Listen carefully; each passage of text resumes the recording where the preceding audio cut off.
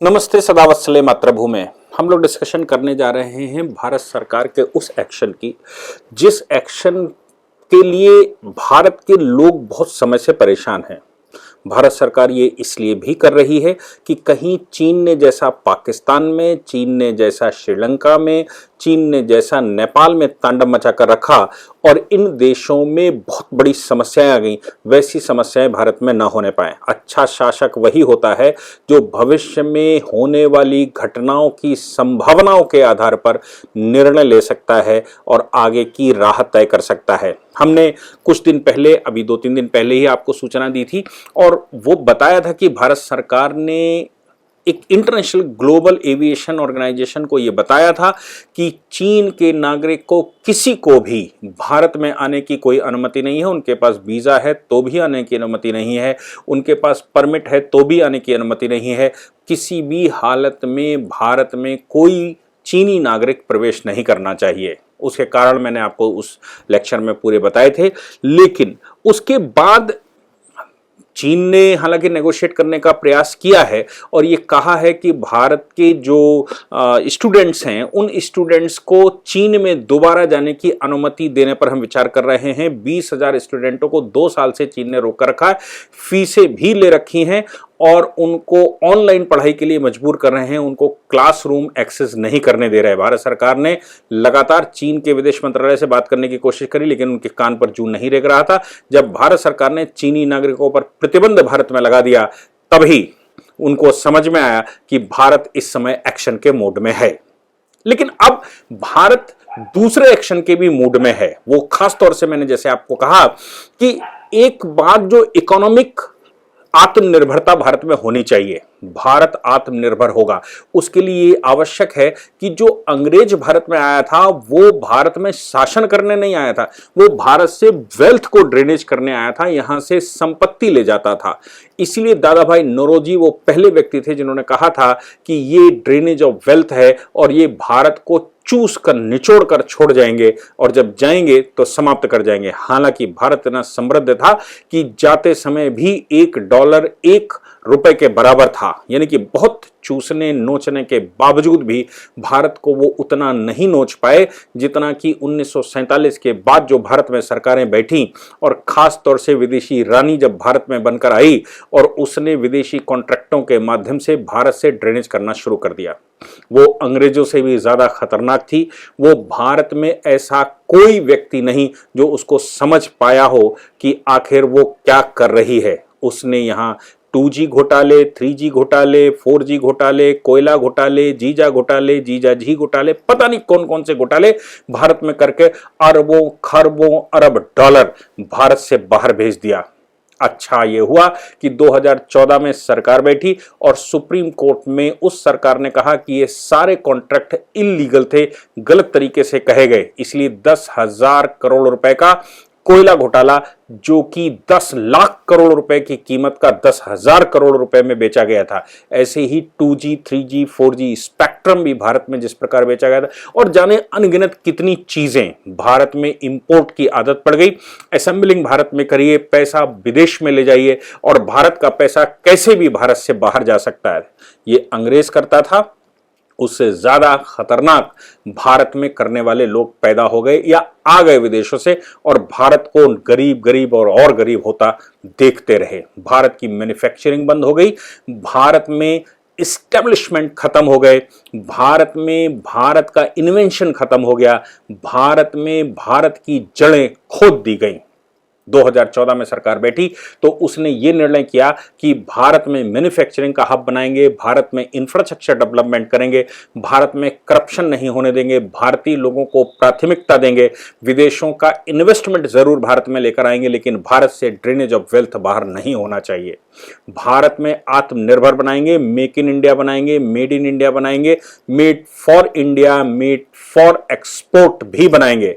हम भारत में आयुध के कारखाने लगाएंगे, भारत में भारतीय इक्विपमेंट बनाए जाएंगे, डिफेंस के इक्विपमेंट बनाए जाएंगे जिसमें आत्मनिर्भर भारत होता दिख रहा है। और इस समय भारत अपने सामान को यहां बनाने के बाद विदेशों में बेच रहा है, एक्सपोर्टर बनने लगा है। जिस रास्ते पर रशिया, चीन, अमेरिका, फ्रांस और इंग्लैंड काम करते थे कि हथियार बनाओ और संसार भर को 200 देशों में भारत ने अपनी मार्केट तराशनी शुरू कर दी।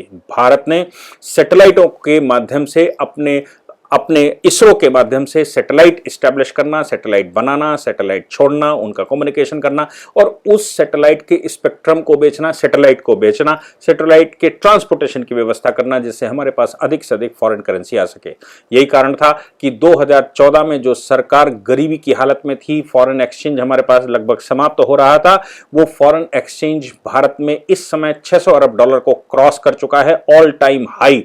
इस कोरोना महामारी के दौरान भी भारत में इन्वेस्टमेंट बड़ी संख्या में आया। लेकिन ये जो इन्वेस्टमेंट आया, इसके अतिरिक्त भारत में मार्केटिंग कंपनियां भी आईं, जैसा इंग्लैंड करता था। उन मार्केटिंग कंपनियों में चीन की बहुत सारी मार्केटिंग कंपनियां पहले से बैठी थी और कुछ बाद में भी आईं। ऐसी ही कंपनियों पर हमने 2-3 दिन पहले सुना होगा कि एक एम्बे कंपनी थी। एम्बे का ये कहना था कि एम्बे कंपनी जब आई थी 1996, 97, 98 में, तो वो 20 करोड़ रुपया लेकर आई थी। उसके अतिरिक्त 3000 करोड़ रुपया वो यहां से लेकर जा चुकी है। 750 से 800 करोड़ रुपए के उनके एस्टेब्लिशमेंट यहां पर थे।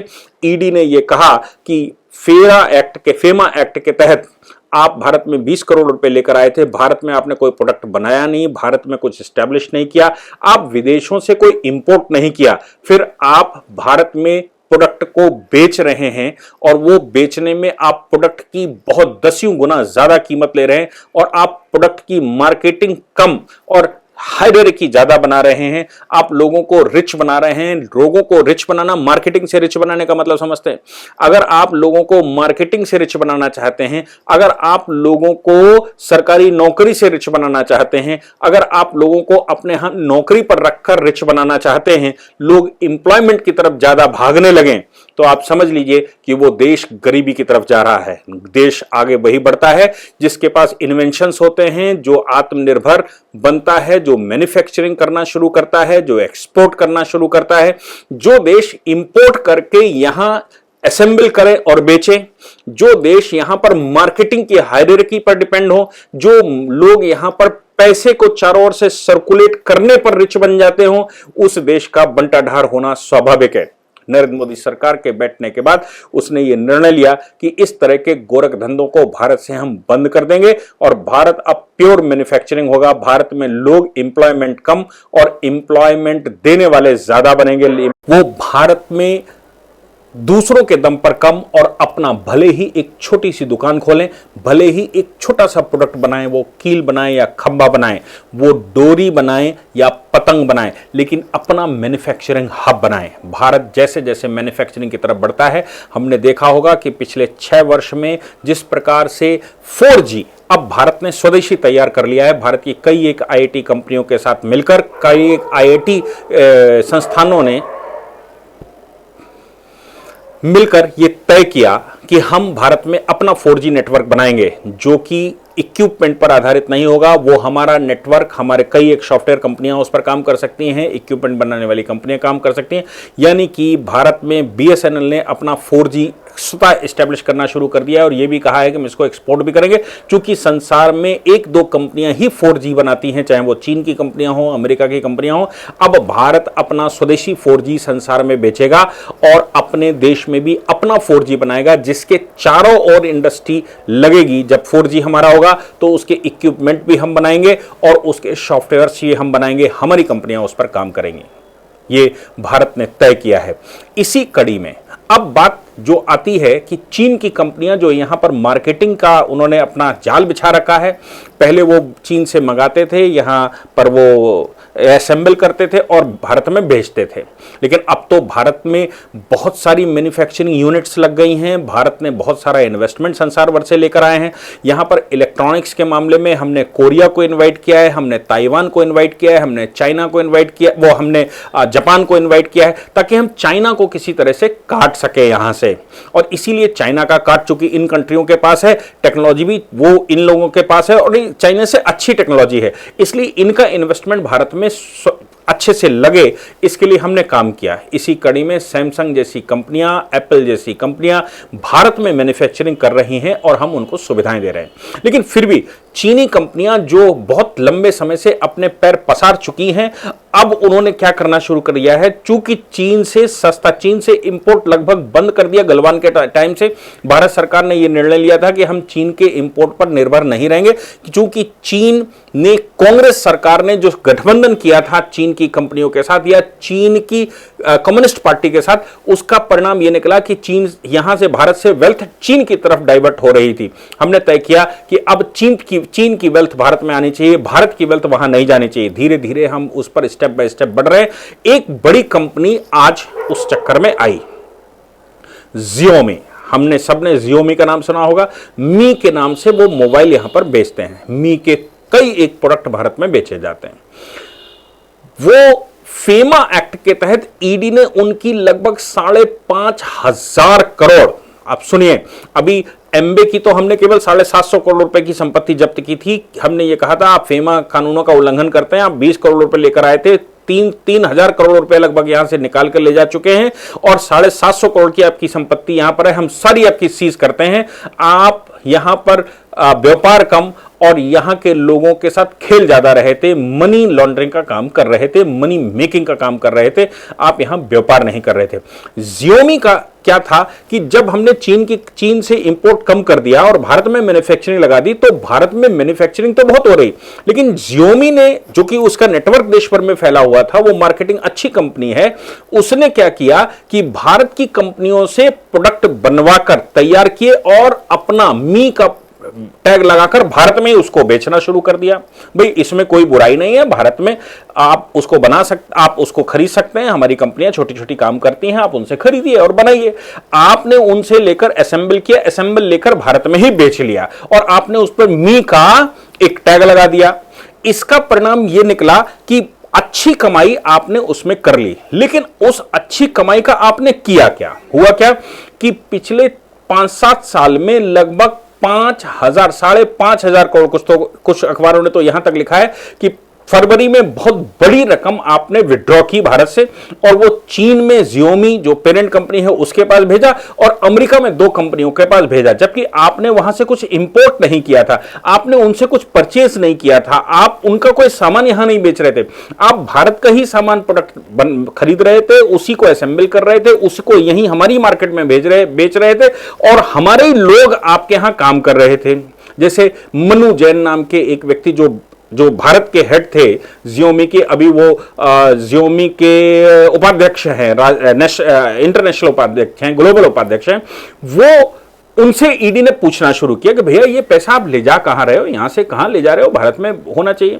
अब देखिए एक चीज जो भारत सरकार ने पकड़ी, भारत सरकार ने यह कहा, या बात सीधी सी है कि क्या चीन की कंपनी भारत में व्यापार कर रही थी, तो चीन की कंपनियों को भारत में व्यापार करने के लिए तो हमने सुविधाएं देनी बंद कर दी हैं, हमने उनको काटना शुरू कर दिया है। हमने आसियान में, हमने सार्क देशों के साथ भी जो एग्रीमेंट थे उनमें भी नए सिरे से हमने ये कहा अगर चीन का सामान आपके थ्रू आ रहा है तो उसको हम भारत में घुसने नहीं देंगे, उसको भारत में बिकने नहीं देंगे। दूसरा, लोगों में अवेयरनेस के लिए हमने किसी भी ई पोर्टल से यह कहा कि मैन्युफैक्चरिंग आपको जरूर लिखनी पड़ेगी कि इसकी मैन्युफैक्चरिंग कहां की है, प्रोडक्ट पर लिखना पड़ेगा कि मैन्युफैक्चरिंग कहां पर है, सेल्स पर लिखना पड़ेगा कि इसकी मैन्युफैक्चरिंग कहां की है, यह भारत का बना हुआ है, जापान का बना हुआ है, चीन का बना हुआ है।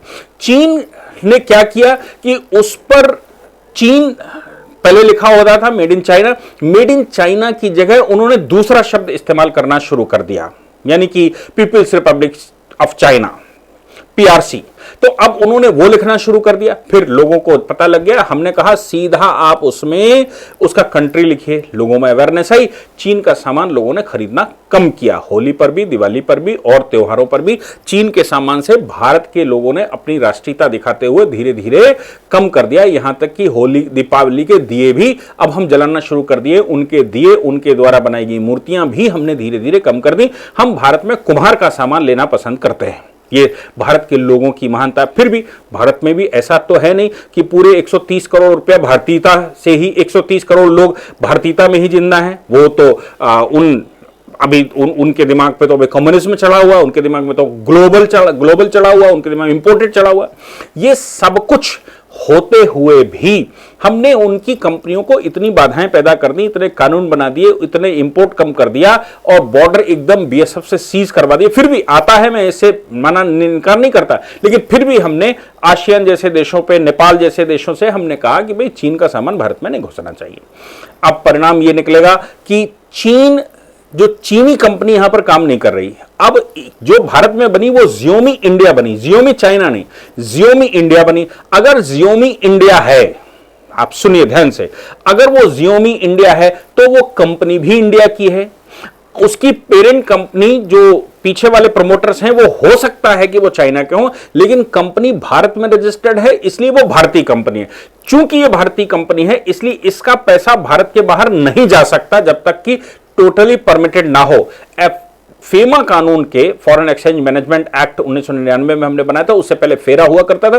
फेमा के सेक्शन 4 में हमने लिखा कि जब तक कि सीधा अनुमति ना हो तब तक भारत के लोग, भारत में कंपनियां, भारत की प्रोडक्ट बनाने वाली या भारत के लोगों की ग्लोबल कंपनियां पैसे का भारत से निकासी या एक्सचेंज नहीं कर सकते या बाहर नहीं ले जा सकते जब तक कि क्लियर कट कानून ना हो या उनके पास अनुमति ना हो। तो उनको अनुमति लेनी पड़ती है भारत सरकार से कि हम ये पैसा लेकर जाना चाहते हैं यहां से। इन कंपनियों ने क्या किया, इस कंपनी जियोमी ने क्या किया कि 5,500 करोड़ रुपए यहां से निकालकर वो ले गए। भारत सरकार ने उनसे पूछा, उनके जो ग्लोबल उपाध्यक्ष मनु जैन, उनसे पूछा कि भाई आप किस खुशी में ले गए, आप कुछ बनाते नहीं, आप कुछ इंपोर्ट करते नहीं हैं, आपकी कंपनी चाइना की नहीं है, वो जियोमी भारत है, जियोमी भारत ने भारत में ही प्रोडक्ट खरीदा, भारत में ही असेंबल किया, भारत में ही बेचा, इसका जो प्रॉफिट आया वो यहां से कैसे बाहर ले जा सकते हैं, इनको एक्सप्लेनेशन करिए। इसलिए ईडी ने लगभग 5,551 करोड़ रुपए का उनका जो धनराशि थी, उनके जो बैंक अकाउंट थे, उनको सीज कर दिया है। आप सोचिए कि जियोमी मी के नाम से आपसे हमसे प्रोडक्ट खरीदते हैं, हमसे वो पैसा पैदा करते हैं और सामान वो भारतीय होता है और इस सामान के जो प्रॉफिट होता है वो प्रॉफिट चाइना ले जाते हैं। 5,500 करोड़ रुपए। आपको याद है लालू प्रसाद यादव का 500 करोड़ का घोटाला, कितना बड़ा घोटाला था, आज भी वो जेल में है। ये इतने बड़े बड़े घोटाले विदेशी कंपनियों के भारत में हो रहे हैं, चीनी कंपनियों के भारत में होते हैं, जो भारत से पूर्ण रूप से पैसा निकालकर चीन में ले जाते हैं, जो अमेरिका में पैसा ले जाते हैं। एम्बे यहां से अमेरिका पैसा ले जा रही थी और ये जियोमी चीन ले जा रही थी। ऐसी बहुत सारी कंपनियों पर ईडी ने नजर रखना शुरू किया है। फेमा कानून के तहत कंपनियों का पैसा जो भारतीय हैं, जैसे मैंने कहा कि एम्बे इंडिया, जियोमी इंडिया या कोई भी इंडिया जब आपने लगा दिया, भारत में रजिस्टर्ड करवा दिया, तो वो इंडियन कंपनी है। इंडिया का पैसा बिना भारत सरकार की अनुमति के यहां से बाहर नहीं जा सकता। अगर इसको लेकर जाते हैं तो इसको हम मनी लॉन्ड्रिंग कहते हैं, इसको आप लेकर जाते हैं तो हम टैक्स का एवेशन कहते हैं, इसको आप लेकर जाते हैं तो फेमा का उल्लंघन हम कहते हैं, इसको आप ले जाते हैं तो हम ये मानकर चलते हैं भारत की राष्ट्रीय धरोहर को भारत से बाहर ले जा रहे हैं।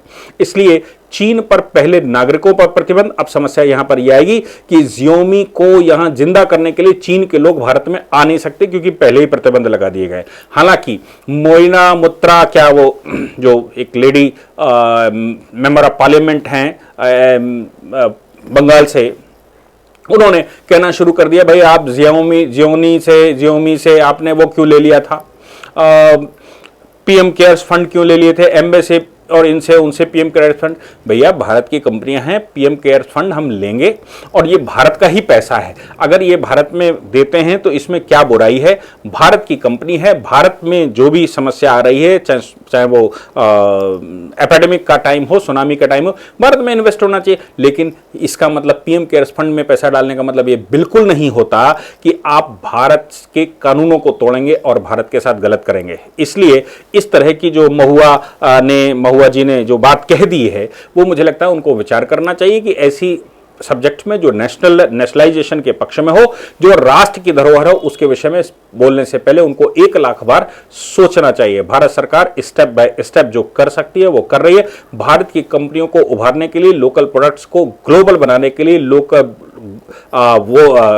फॉर वोकल को इस्टेब्लिश करने के लिए इन कार्रवाइयों की आवश्यकता है वो भारत सरकार अपनी शक्ति के अनुसार कर रही है। उसको यह भी ध्यान में रखना होता है कि WTO में कहीं ना फंस जाए, उसको यह भी ध्यान रखना होता है कि विदेशी कंपनियों का इन्वेस्टमेंट कहीं इससे प्रभावित ना हो जाए, उसको यह भी देखना होता है कि भारतीय कंपनियों को उभारा कैसे जाए। ये सब कुछ भारत सरकार देखती है और इसके बाद ही वो अपने हिसाब से स्टेप बाय स्टेप चलती है। इसमें बहुत जल्दी नहीं की जा सकती, लेकिन इसमें किसी को माफ भी नहीं किया जा सकता। भारत सरकार में लोग जो कहते थे कि मोदी है तो मुमकिन है, वो फिर से करके दिखा दिया है। जय हिंद, जय भारत, वंदे मातरम।